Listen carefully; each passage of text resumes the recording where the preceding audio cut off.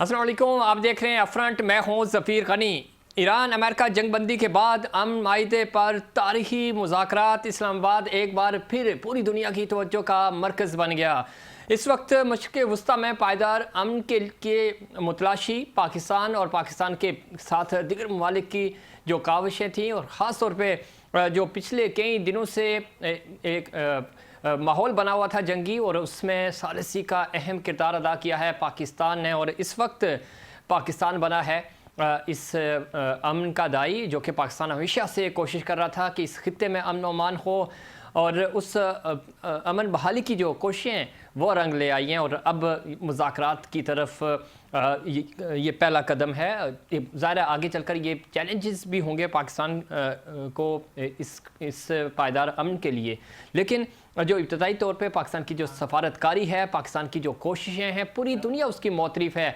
और सिर्फ दुनिया नहीं, पाकिस्तान का जो असली दुश्मन भारत है, भारत के सहाफ़ी, भारत के दानिश्वर पाकिस्तान की सफारतकारी की, पाकिस्तान की सालिसी के इस किरदार को अप्रिशिएट कर रहे हैं। और जहाँ पे उनकी हुकूमत और गोदी मीडिया पाकिस्तान के ऊपर इस मुज़ाकरात को सबोताज करने की कोशिश कर रहा है, वहीं पे उनके जो दानिश्वर हैं और उनके जो नामवर सहाफ़ी हैं वो उसकी तारीफ़ भी कर रहे हैं। पूरी दुनिया की नज़रें हैं इस्लामाबाद पे, और इस्लामाबाद पे नज़रें क्यों ना हों।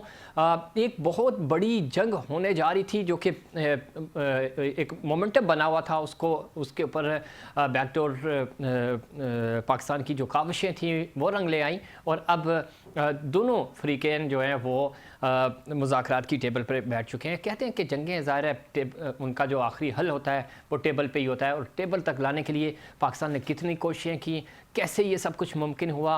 और आज हम देख रहे हैं कि एक समा बना हुआ है, और पाकिस्तान पीस मेकर बना है। पाकिस्तान को ट्रबल मेकर कहा जाता था, तरह तरह के इल्काबात से नवाजा जाता था, लेकिन वो पाकिस्तान जिसने हमेशा दहशतगर्दी के ख़िलाफ़ जानों का नजराना, बहादुर अफवाज ने अपनी कुर्बानियाँ दी, और उन कुर्बानियों के वजह से सिर्फ इस खित्ते में नहीं, ओवरऑल अगर हम देखें तो पाकिस्तान की कंट्रीब्यूशन रही। और जब जब अमन की बात हुई और पाकिस्तान अमन के साथ खड़ा हुआ। इससे पहले अगर हम देखें तो पाकिस्तान पिछली कई दहाइयों से ये कोशिश कर रहा था, और अब पूरी दुनिया इस चीज़ को मान रही है। और आज ये बात साबित भी हो गई, पूरी दुनिया में पाकिस्तान की सफारतकारी के चर्चे हैं, और आलमी सियासत में पाकिस्तान का तूती बोल रहा है। इन तमाम इशूज़ पे बात करेंगे, और ये कितने इंपॉर्टेंट मुज़ाकरात होंगे, इन मुज़ाकरात को आगे कैसे लेके जाया जाएगा, चूँकि अभी तो इब्तिदा है। और इब्तदाई मरहले को चूँकि हम देख रहे हैं कि इंटरनेशनल मीडिया में भी कुछ इस तरह की फ़ेक न्यूज़ गर्दिश कर रही हैं, कितना नेगेटिव इम्पैक्ट डालने की कोशिश की जा रही है। लेकिन इन सारी चीज़ों को मद्देनज़र रखते हुए पाकिस्तान अपना रास्ता बना रहा है, पाकिस्तान अमन का रास्ता तलाश कर रहा है, और तलाश किया है। पैनलिस्ट हमारे साथ मौजूद हैं। जनाब मुनव्वर मिर्ज़ा साहब हमें ज्वाइन कर रहे हैं, और वीडियो लिंक के ज़रिए माहिर हैं आलमी उमूर के, और आलमी उफ़क़ पे हमेशा ये बोलते हैं, लिखते हैं। मिर्ज़ा साहब खुश आमदीद कहते हैं आपको शो में। शुक्रिया। ब्रिगेडियर रिटायर्ड गज़नफ़र अली साहब हमारे साथ मौजूद हैं। थ्रू आउट वो हमारे साथ रहे, उनके तज़किए आप देखते रहे, जो कशीदगी थी उसके ऊपर। अब हम अमन की बात कर रहे हैं, आगे का जो वे फॉरवर्ड है उसकी बात कर रहे हैं, तो उस पर मैं ज्वाइन कर रहे हैं अस्करी उमूर के माहिर हैं। जनरल साहब खुश आमदीद कहते हैं आपको भी शो में। थैंक यू, बहुत शुक्रिया। कुछ ही देर में अब्दुल्ला गुल साहब हमें ज्वाइन करेंगे, सीनियर तज़कियाकार हैं, उनको भी खुश आमदीद कहते हैं। गुफ्तगू का आगाज़ जनरल साहब आपसे ही करते हैं। हमने देखा कि बहुत ज़्यादा कशीदगी थी, जब हम पिछले हफ्ते आपसे बात कर रहे थे तो टेंस माहौल था, यूँ लग रहा था कि खुदा न खास्ता मामला जो हैं वो बहुत ख़राब हो जाएंगे, और ज़ाहिर है पूरी दुनिया की इकॉनमी डिक्लाइन हो रही थी, और इम्पैक्ट उसका आ रहा था, और ख़तरा था, चूँकि जिस तरह का मोमेंटम बना हुआ था। ब्रेक थ्रू मिला है, और अब पाकिस्तान ज़ाहिर है इस वक्त तवज्जो का मरकज़ है, इस्लामाबाद पे नज़रें हैं सबकी। कैसे देखते हैं ये कितनी बड़ी इट्सेल्फ कितनी बड़ी कामयाबी है ये पाकिस्तान के लिए, और आप इसको किस नज़र से देखते हैं जनाब? जी बहुत बहुत शुक्रिया। बिस्मिल्लाहिर्रहमानिर्रहीम। मैं क्या, सारा पाकिस्तान इसको बड़ी सोच की नज़र से देखता है, इसको बड़ी फ़ख्र की नज़र से देखता है। इसके ऊपर हमें बहुत गुमान, इसके ऊपर बहुत एक प्रिविलेज नज़र आती है कि पाकिस्तान को पूरे दुनिया में, वो चाहे वो इलेक्ट्रॉनिक मीडिया है, चाहे वो प्रिंट मीडिया है, क्या वो थिंक टैंक्स हैं, दुनिया के बड़े जितने इंटेलेक्चुअल्स हैं, बल्कि दुनिया की जितने ममालिक के सदूर या वजीर आज़म हैं। एक तो उन्होंने सब ने पाकिस्तान के प्राइम मिनिस्टर से बात की और ये जो अमन के लिए जो पाकिस्तान की कोशिश है इसकी तारीफ की है। उसके साथ साथ जो उन्होंने अपने बहुत सारे प्राइम मिनिस्टर प्रेसिडेंट्स हैं जिन्होंने खुद ट्वीट भी किए अपने, और उन्होंने उसको एक्स पे लोड किया जहां वो कह रहे हैं कि जी पाकिस्तान के हम शुक्रगुजार हैं कि पाकिस्तान ने एक ऐसा बेड़ा उठाया है जिसमें दुनिया जो है वो एक सिर्फ मिलिट्री एंगल से नहीं बल्कि एक माशियात के एंगल से भी एक बहुत बड़े चैलेंज के अंदर और एक बहुत बड़ी जो है टसल है उसके अंदर पड़ गई थी।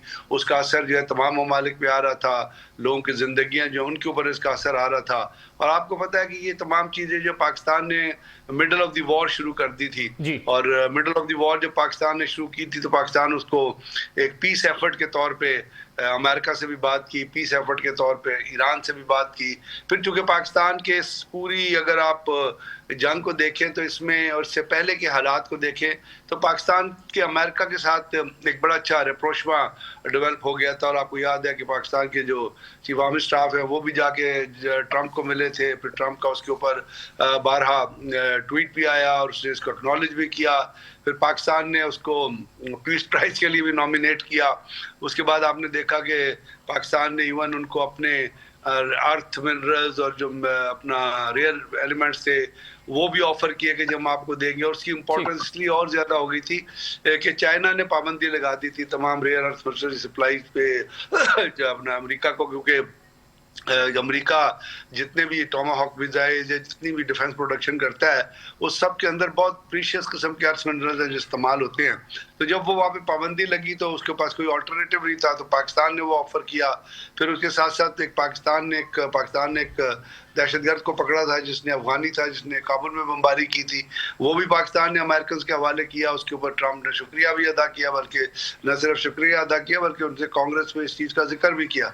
तो ये एक रेप्रोशमा था, एक कनेक्टिविटी थी जो पाकिस्तान की डेवलप हुई थी अमेरिकन के साथ, और बारहा वहाँ से जो है एक पॉजिटिव वाइब्स पाकिस्तान की तरफ आ रही थी।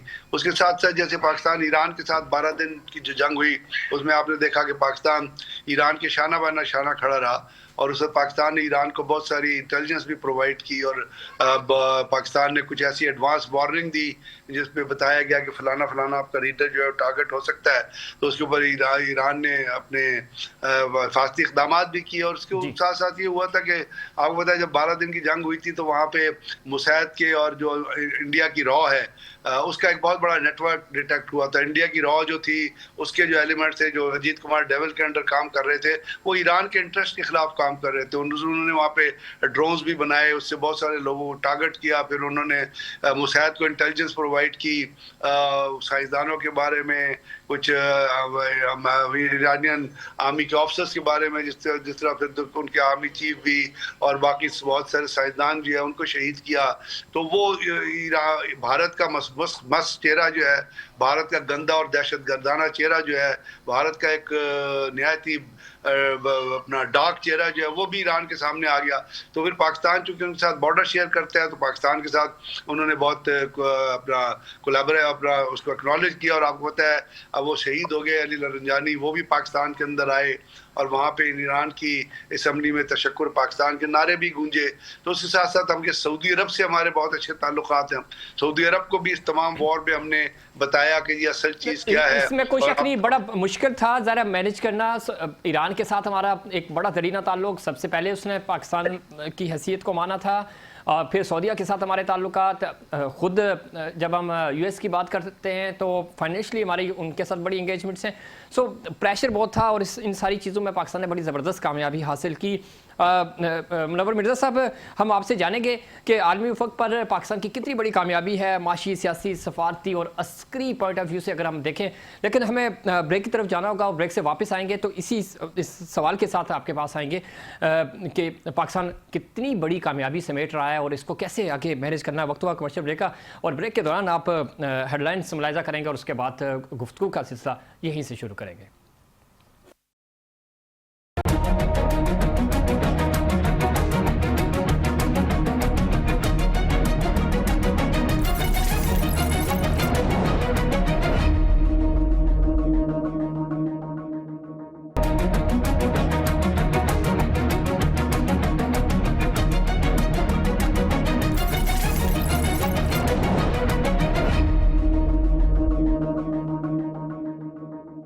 प्रोग्राम में एक बार फिर खुश आमदीद। बात हो रही थी अमन मुज़ाकरात के हवाले से। इस्लामाबाद पूरी दुनिया की तवज्जो का मरकज़ बना हुआ है। पाकिस्तान इस वक्त अहमियत इख्तियार कर चुका है इस पूरे खित्ते में। और ब्रेक से पहले हमारे साथ मौजूद थे जनाब ब्रिगेडियर रिटायर्ड मुज़फ़्फ़र अली साहब और मुनव्वर मिर्ज़ा साहब, पैनलिस्ट हमारे साथ दोस्तों मौजूद हैं। मिर्ज़ा साहब, सवाल आपसे ये है कि आलमी उफ़क़ पर पाकिस्तान को अब किस तरह देखते हैं? ख़ास तौर पे हम माशी तौर पे ज़्यादा चैलेंजेस थे, सियासी चैलेंजेस भी थे। और जब हम सफारतकारी की बात करते हैं, हमेशा आपसे बात होती है, हम उस तरह कामयाबी नहीं समेट सके माजी में अगर हम बात करें। लेकिन इस दफ़ा तो मतलब कमाल हो गया। अभी तक जो चीज़ें हैं, जिस तरह का मोमेंटम पाकिस्तान ने गेन किया है, इसको ज़रा कैरी फॉरवर्ड भी करना है। प्रोग्राम के अगले हिस्से में हम इसके ऊपर बात भी करेंगे। लेकिन अभी तक चूँकि इंटरनेशनल अफेयर्स को आप जानते हैं, समझते हैं, ये कितना बड़ा इम्पैक्ट है?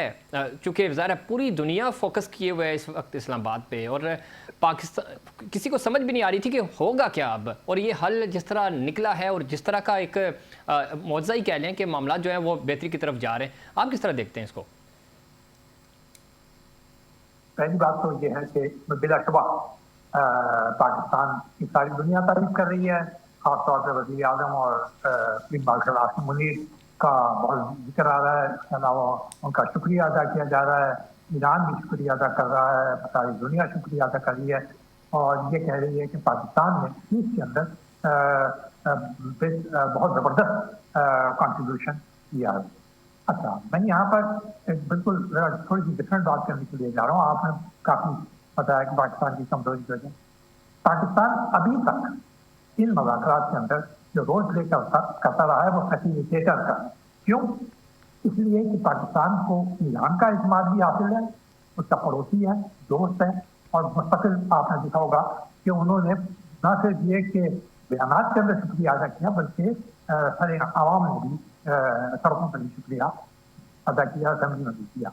दूसरी तरफ अमेरिका के सदर ने बाकायदा पाकिस्तान का नाम लेकर कहा कि इनकी दरखास्त के ऊपर मैंने ये सीज़फायर किया है 15 रोज़ा, जिसके अंदर मौका मिलेगा कि अमन को आगे बढ़ाया जाए। तो इसका मतलब यह है कि पाकिस्तान को न सिर्फ ये कि ईरान और अमेरिका का एतमाद हासिल है, क्योंकि जब तारीफ आती है तो सारी दुनिया की तरफ चाहिए, इर्रेस्पेक्टिव कि वो यूरोपियन कंट्रीज हैं या अमेरिकन कंट्रीज हैं, अफ्रीकन कंट्रीज हैं, इंडोनेशिया वगैरह हैं या कोई भी है। आपने खुद बताया कि भारत में भी इसकी बड़ी तारीफ हुई। मुझे तो सुनने का मौका नहीं मिला उनके अमेरिका, लेकिन आपने बताया कि उनके जो भी मीडिया का जो है पाकिस्तान को बहुत टेस्टिंग पेश कर रहे हैं। तो यानी ये रोल तो हमारा था फैसिलिटेटर का। लेकिन अब जो पाकिस्तान रोल अदा करने जा रहा है, कल से जो मुज़ाकरात हो रहे हैं, आप ये अच्छी तरह समझ लें कि ये है मीडिएटर का, यानी सालिस का किरदार। सालिस का मतलब बिल्कुल क्लियर होता है, यानी वो ना इस तरफ होता है ना वो उस तरफ होता है, दोनों की बातें वो पहुंचाता है एक दूसरे को। वो साजगार माहौल क्रिएट करता है जिसके अंदर दोनों फरीक जो अपनी अपनी डिमांड लेकर आए होते हैं, उनके अंदर किस तरीके से वो कंप्रोमाइज करें।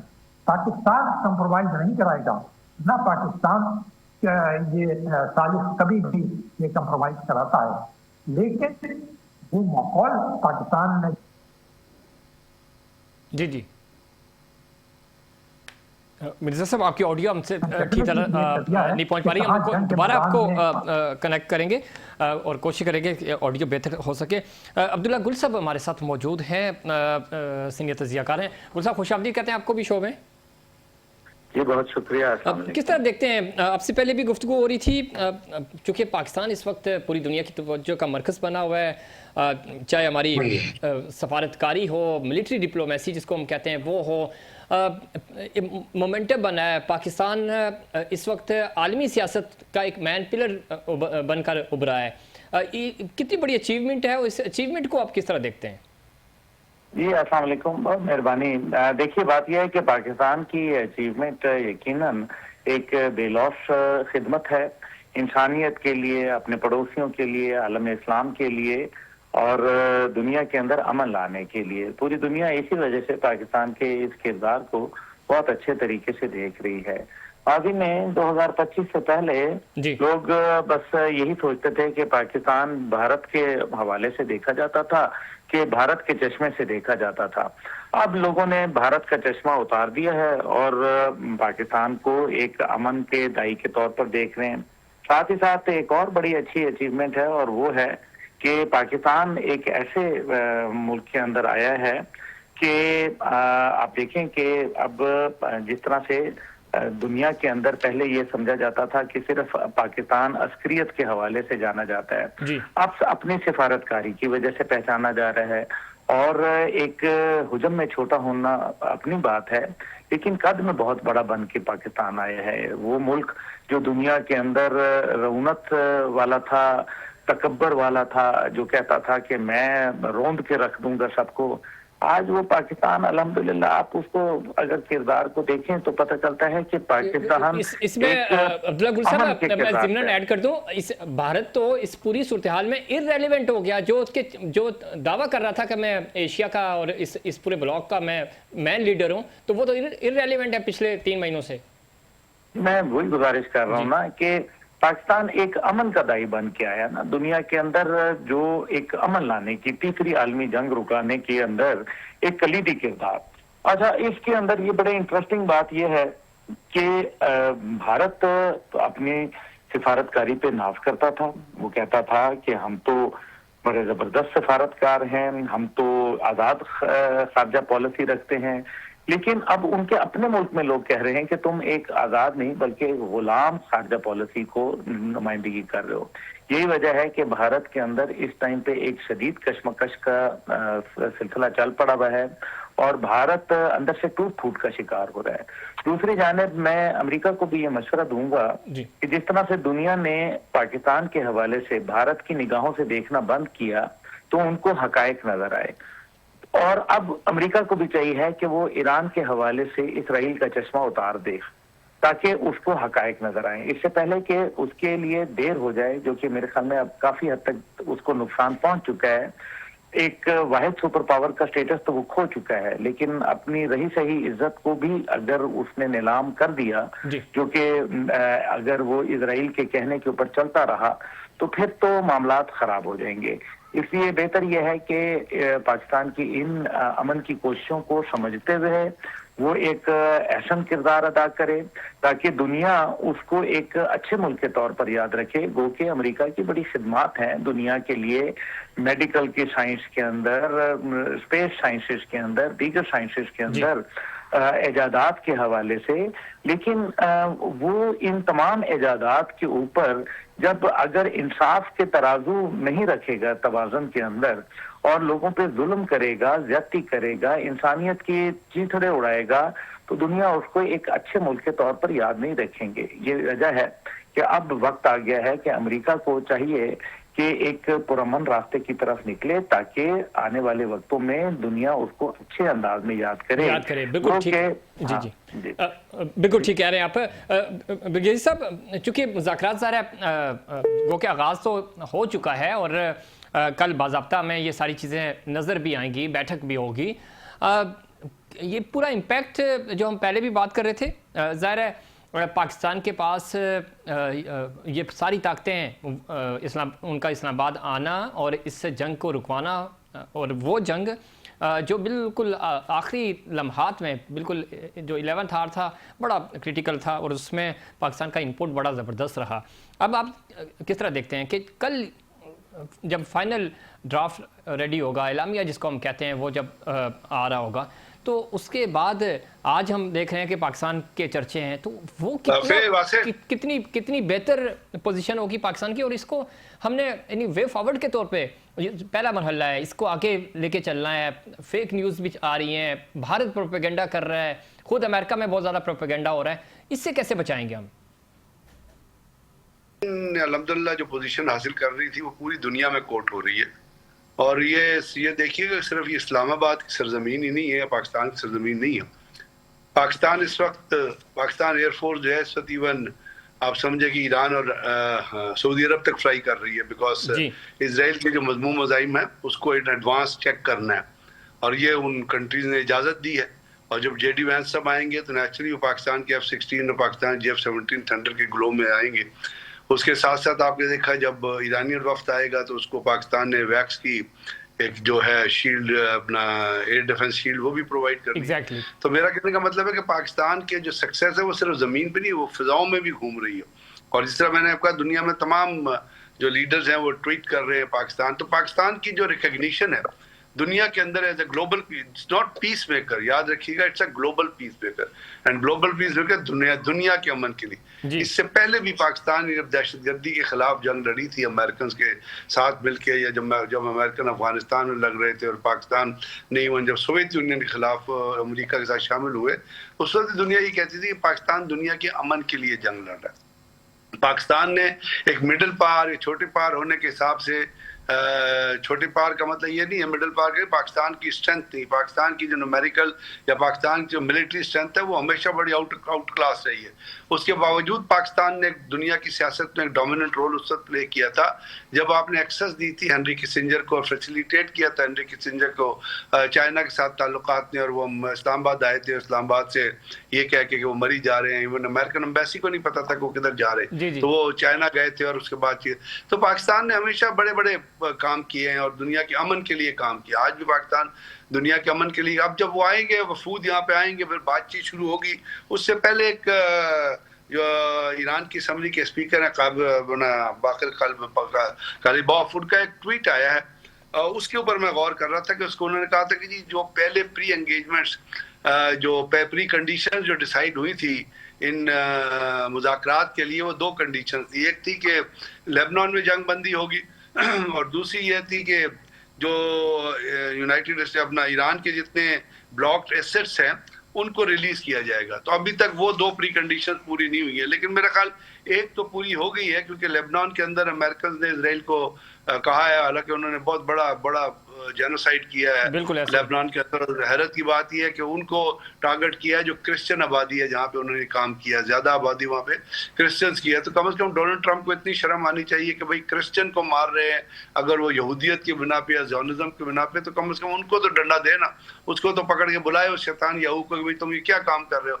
लेकिन बार तो ये अभी देखना है कि वो जो उनका ट्वीट आया कि जी प्री कंडीशंस पूरी नहीं हुई है, इनमें से एक रह गई है और वो गालबन पहले, क्योंकि उनका ट्वीट है, इसलिए मैं सोच रहा हूँ कि शायद पहले अग्रीमेंट हुआ हो कि जी ईरान के जितने एसेट्स हैं, ब्लॉक एसेट्स, वो रिलीज कर दिए जाएंगे बिफोर द नेगोशिएशन। तो अब देखते हैं कल जब बैठेंगे। जन साहब, चूंकि अब चीजें तो ऑन टेबल हो जाएंगी, जरा आमने सामने बैठेंगे तो बहुत बेहतरी हो जाएगी। पहले तो टेलीफोनिक डिप्लोमेसी ही चल रही थी, अब फेस टू फेस कल ज़रा ऑफिशियल मुलाकातें शुरू हो जाएंगी।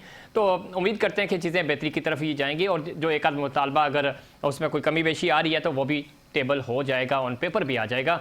अब मुनव्वर मिर्ज़ा साहब, चूँकि ऑडियो आपकी ठीक तरह से हमारे तक पहुँच नहीं पा रही थी, किस तरह देखते हैं जी? अब बेहतर है, बिल्कुल बेहतर। जी मेरा सवाल आपसे ये है कि एक तो चूंकि वे फॉरवर्ड, जिस तरह हम ज़रा अभी हम मुज़ाकरात से पहले की बात कर रहे हैं, मुज़ाकरात अभी होने हैं, फिर ज़रा इलामिया उसका आएगा, लेकिन जिस तरह अभी जनरल साहब भी फरमा रहे थे, एक इम्पैक्ट है पाकिस्तान का। ज़रा इस वक्त डिस्कशन ही पाकिस्तान हो रहा है नेशनल इंटरनेशनल मीडिया पे, पूरी दुनिया इस तरफ देखी है, और क्यों ना हो, ज़रा जंग रुकवाई है, तीसरी बड़ी जंग शुरू होने जा रही थी और इकॉनमी का क्या हाल था जाने जा रही थी। सो क्रेडिट तो जाता है ना पाकिस्तान को, जनाब मिर्जा साहब। देखिए, मैं खुद कह रहा हूँ कि पाकिस्तान की इस रोल की तो सारी दुनिया तारीफ कर रही है जी, लेकिन पाकिस्तान ईरान और अमेरिका के ऊपर तो कोई प्रेशर नहीं रखता। ईरान ने देखे ना, अभी जैसे वो आपके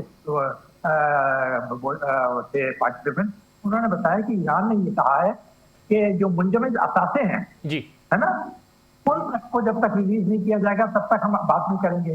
लेबनान की शर्त भी उन्होंने लगाई है, जबकि ये ऑलरेडी वो ये दोनों चीजें जो है वो मानने से इनकार कर दिया। जो लफ्ज इस्तेमाल किए हैं ट्रंप ने वो ये है कि I have asked Netanyahu to scale down attack.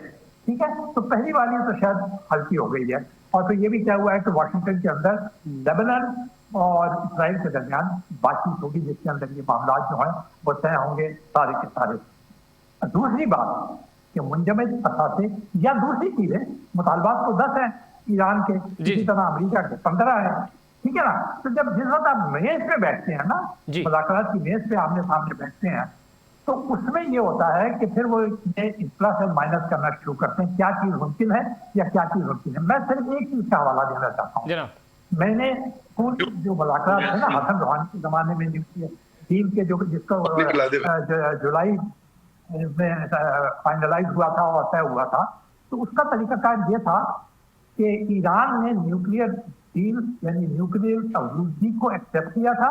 जवाब में ओबामा ने जो $40 अरब थे मुंजमद, उनको रिलीज किया था। ये प्रोसेस उस वक्त था, मगर उस वक्त कोई जंग वंग नहीं हुई थी, उस वक्त सिर्फ मुज़ाकरात चल रही थी। अब देखना ये है, और यकीनी बात है, जब आप मुज़ाकरात के लिए आते हैं तो आपको मुज़ाकरात के लिए बहुत सारी चीजें देनी होती हैं और बहुत सारी चीजें लेनी होती हैं। तो दोनों जो फरीक हैं, मिर्जा साहब ये नहीं समझते आप, चूंकि अपने मुज़ाकरात की बात की और ईरान की जब हम बात करें, सुपर पावर जो पहले हफ्ते ये कह रहे थे कि हम तो ये जंग ही जीत जाएंगे, अगले हफ्ते उन्होंने कहा कि हम ये जंग जीत चुके हैं, तीसरे हफ्ते जाके वो कह रहे थे कि जी जंग हम बस जीतने ही वाले हैं, चौथे हफ्ते उन्होंने कहा कि हमारी मदद करें, और अब ज़ाहिर मामला इस्लामाबाद तक पहुंच चुका है। तो ये ईरान तो कामयाब विन विन पोजीशन है उनके लिए, अगर इसमें से कोई प्लस माइनस एक आध पॉइंट होता भी है कि वो आलमी ताकत के सामने बैठा हुआ है जिसके ऊपर जंग मुसल्लत की गई। ईरान ने जंग का आगाज़ नहीं किया उनके ऊपर, तो ये जंग मुसल्लत की गई और वो जंग जीत कर आज टेबल पर बैठे हैं। मिर्जा साहब ऑडियो आ रही है? अब्दुल्ला गुल साहब आप सुन पा रहे हैं मुझे?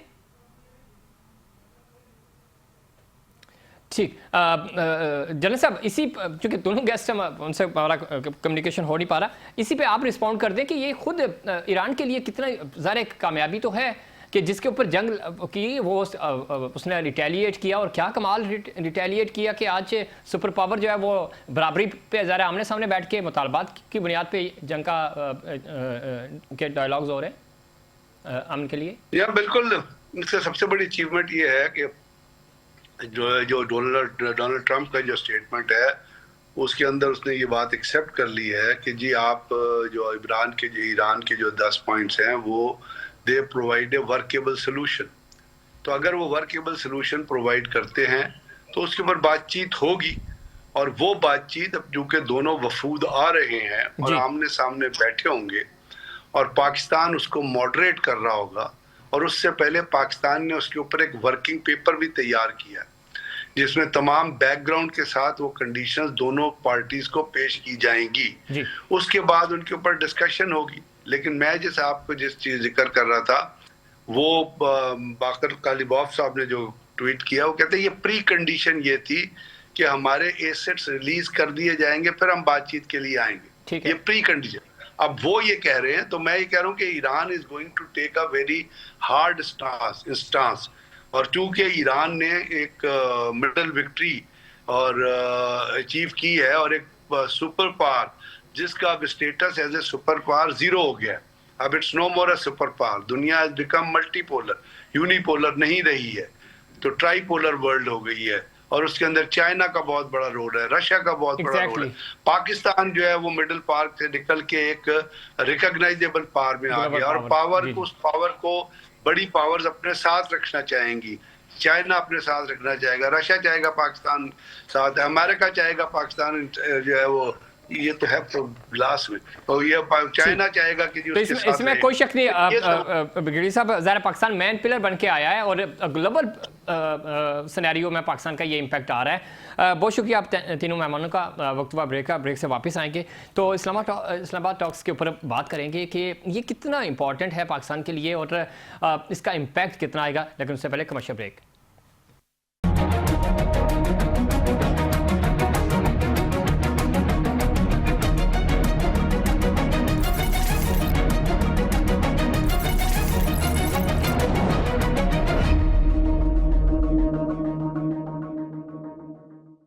प्रोग्राम में एक बार फिर खुश आमदीद। बात हो रही थी ईरान अमेरिका जंग बंदी के बाद अमन माहदे पर तारीखी मुज़ाकरात। प्राइम मिनिस्टर कहते हैं कि जी खुलूस नीयत से मुज़ाकरात और सालसी कर रहे हैं। JD वेंस ने कहा कि ईरान से तामीरी गुफ्तगू के ख्वाह हैं और ईरानी नायब सदर कहते हैं कि जी इस्लामाबाद मुज़ाकरात में ईरान पूरी अथॉरिटी के साथ शरीक हो रहा है। इस पर बात करेंगे। हमें ज्वाइन किया है जनाब अली सरवर नकवी साहब ने, साबिक सफ़ीर हैं, माहिर हैं आलमी अमूर के। नकवी साहब खुश आमदीद कहते हैं आपको प्रोग्राम में। थैंक यू, बहुत शुक्रिया। नकवी साहब किस तरह देखते हैं ये ज़ाहिर मुज़ाकरात बहुत बड़ी कामयाबी है पाकिस्तान के लिए, फिर ख़ुद ईरान के लिए ये कितनी बड़ी कामयाबी साबित हो रहे हैं। ज़ाहिर विन विन पोजीशन है इस वक्त तक अगर हम ईरान की बात करें, और पाकिस्तान जिस तरह ख़ास तौर पे इस्लामाबाद इस वक्त पूरी दुनिया की तवज्जो का मरकज़ बना हुआ है। इस पायदार अमन के लिए चैलेंजेस क्या क्या होंगे? चूँकि अभी तो स्टार्ट है, पहला मरहला है, आगे ज़रा इसको मैच्योर करना है, फिर मुतालबात रखे जाएंगे, उनके ऊपर कुछ कट होंगे, कुछ प्लस होंगे। किस तरह देखते हैं इस पूरी सूरत हाल को नकवी साहब? देखिए, बात ये है ज़फ़ीर साहब कि ये जो जंगबंदी हुई है, जनाब, ये मंगल की रात को आपको याद होगा, हम सबको याद है कि एक सख्त परेशानी थी, ना सिर्फ पाकिस्तान में बल्कि सारी दुनिया में। हमारी मंगल की रात कि अब जो सदर ट्रंप की धमकियां थी, जो उनकी वार्निंग थी, जो उनका अल्टीमेटम था उनका 8 बजे रात अमेरिका के टाइम पे 7 अप्रैल मंगल के रोज वो फैसला करने वाले थे कि हम जंग में मजीद जोर लाएंगे और तबाही मचा देंगे, एक पूरी तहजीब को ख़त्म कर देंगे, दुनिया वो नहीं रहेगी जैसी पहले थी, वगैरह वगैरह। तो ये जो बुध की सुबह जो ये ना ऐलान हुआ, हमारे बुध की सुबह, उनके यहाँ मंगल की रात कि अब जंगबंदी हो गई है, ये पाकिस्तान के काविशों से हुआ था। और ये बहुत बड़ा एक स्टेप था, बड़ा कदम था, और ये इसकी क्रेडिट पाकिस्तान को पूरी तरह मिलती है। इसमें of course behind the scenes China भी इन्वॉल्व था, लेकिन पाकिस्तान ने ही इसको, अंग्रेजी में जो कहते हैं spearhead, Pakistan spearhead कर गया इस सारे प्रोसेस को। अब दो स्टेजेस की जंगबंदी का फैसला हुआ। एक कि इमीडिएट सीज फायर, फौरन जंगबंदी, बम नहीं चलेंगे, अटैक्स नहीं होंगे, मिसाइल नहीं चलेंगे। दूसरे कि इस पे गुफ्तगू होगी, मुज़ाकरात होंगे, ये क्या सूरत हाल होगी, दोनों फरीक के क्या मुतालबात हैं, और वो मुतालबात एक दूसरे को बताए जाएंगे और वो क्या उसका नतीजा निकलेगा। तो अब हम उस मरहले पे आ चुके हैं और पाकिस्तान का चुनाव हुआ कि पाकिस्तान और इस्लामाबाद के शहर में ये मुज़ाकरात किए जाएंगे। पहले बात जनीवा की भी हुई थी, पहले बात वियना की भी हुई थी, लेकिन तय आखिरकार इस्लामाबाद के बारे में हुआ, ये हुआ कि इस्लामाबाद में होगा। वो इसलिए कि ईरान की तरजीह है इस्लामाबाद, ईरान ने ये पोजीशन ली। इसमें मैं ज़िमरन ऐड करना चाहता हूँ, कथा कलामी माफ़। किस तरह देखते हैं, चूँकि ईरान जो बार बार कह रहा है और उसके तहफ़्फ़ुज़ात बिल्कुल दुरुस्त भी हैं, वो ये कह रहे हैं कि चूँकि पहले भी मुज़ाकरात ही हो रहे थे ओमान में, तो बातचीत के बाद ही जंग शुरू हो गई थी। इसी तरह इस डायलॉग के ऊपर भी अभी तक वो फुल स्ट्रेंथ के साथ तो आ रहे हैं, डायलॉग में शिरकत कर रहे हैं, लेकिन आप समझते हैं कि उनके जो एक तहफ़्फ़ुज़ात हैं अभी भी कि इनके ऊपर भरोसा नहीं किया जा सकता, चालाक हैं, मक्कार हैं, तो ये वाला एलिमेंट अब भी कहीं ना कहीं वो कहते हैं ना कि कान खड़े हो जाना, तो वो उनके कान खड़े हैं इस मामले के ऊपर कि बड़ा आपको कीन होकर इसको, इन चीज़ों को देखना होगा। तो आप किस तरह देखते हैं कि वाकई में, चूँकि ट्रंप तो खुद बदल जाते हैं, बड़ी तेज़ी से वो अपनी पोजीशन बदलते हैं। जी देखिए, बात यह है कि इसमें कहते हैं कि टोटल मिसट्रस्ट इस पूरे सिनारियो में एक मुकम्मल तौर का फुकदान है, एक अदम एतबार की सूरत हाल है। जी जी तो टोटल मिसट्रस्ट एग्जिस्ट करता है। ईरान के मेरा ख्याल है मैंने क्या देखा है आज, शायद वो बाकर गालिबाफ का एक ट्वीट कि जो हमने जो जंग बंदी का मुआहदा किया था जी। उसमें दो बातें कही थी। एक कि जंग रुक जाएगी और वो लेबनान में भी बंद होगी, और दूसरे कि हमारे जो सैंक्शंस हमारे ऊपर हैं और हमारे जो पैसे फंसे हुए हैं वो सारे रिलीज हो जाएंगे। तो ये तो वो कहते कि ये इब्तदाई में हमने कह दिया था। ईरान का मुतालबा और भी है कि वो कहता है कि वहाँ उसके जो सैंक्शंस उसके ऊपर हो जाए। दूसरे वो कहता है कि जो नुकसान हुआ है उसका अजाला किया जाए, उसकी कॉम्पनसेशन दी जाए। तीसरे वो कहता है कि वो जितने भी ईरानी एसेट्स उनके वहाँ मुंजमद हैं वो सारे रिलीज हों। और फिर वो कहता है कि मुझे एश्योरेंसेस चाहिए, हमें एश्योरेंसेस चाहिए कि आइंदा से हमारे ऊपर हमला इस तरह नहीं होगा, क्योंकि जून 25 में भी उनको धोखा दिया गया और फरवरी 26 में भी उनको धोखा दिया गया। इसमें नकीब साहब चूंकि वक्त भी कम है, मैं ये जानना चाहूंगा कि जरा कल डायलॉग होंगे, बातचीत होगी, वो सारी ऑन पेपर होगी, लिखी जाएगी, फिर शाम में ज़रा एक इलामिया जारी होगा मुश्तरका तौर पे, वो एग्रीमेंट है ना प्रॉपर, ज़रा इस्लामाबाद अमन मायदे के तौर पर याद रखा जाएगा, ज़रा एक हिस्ट्री बन जाएगी। इससे पहले जो बातें हो रही थी वर्बली या टेलीफोनिक, किसने फ़ोन किया नहीं किया, क्या बात हुई, किसने पहले फ़ोन किया, तो ये तो कन्फ्यूजन चलती रहती हैं जंग में, आप जानते हैं। बट अब तो ज़रा कंक्रीट एक पेपर होगा और उसके तहत आपने आगे बढ़ना है, कुछ दो कुछ लो, आमने सामने बैठे होंगे, गिले शिकवे भी दूर हो जाएंगे, चीज़ें बेहतरी होंगी। तो आप समझते हैं कि ठीक है ईरान के मुतालबात थे, और प्राइम मिनिस्टर ने जो ट्वीट किया था उसमें उन्होंने लेबनान को मेंशन किया था, वो ट्रंप ने भी उसको रीट्वीट किया था। इट्स मेन के कुछ चीज़ें ज़रा प्री डिस्कस तो हुई हैं, लेकिन एक पॉइंट से अगर ईरान पीछे हट जाएगा तो एक से अमेरिका भी आ जाएगा, शायद कोई नया पॉइंट भी सामने आ जाए। तो इस पूरी जो अब फेस टू फेस गुफ्तगू जो होगी, इसको आप कितनी वजनी होगी, जो हम समझते हैं कि ज़रा उसका एक ज़्यादा इम्पैक्ट आएगा, इन रिटर्न भी होगा, ना सिर्फ डायलॉग डिस्कस होंगे बल्कि ज़रा वो पेपर का हिस्सा बनेंगे। ये बहुत अहम होगी।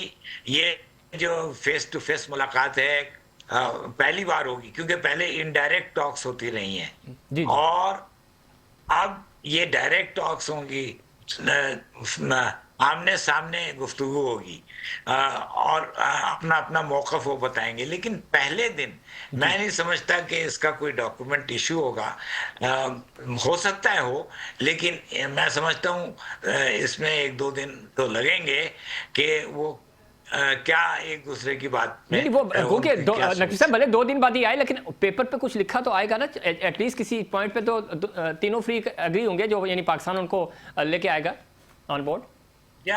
जी बिल्कुल।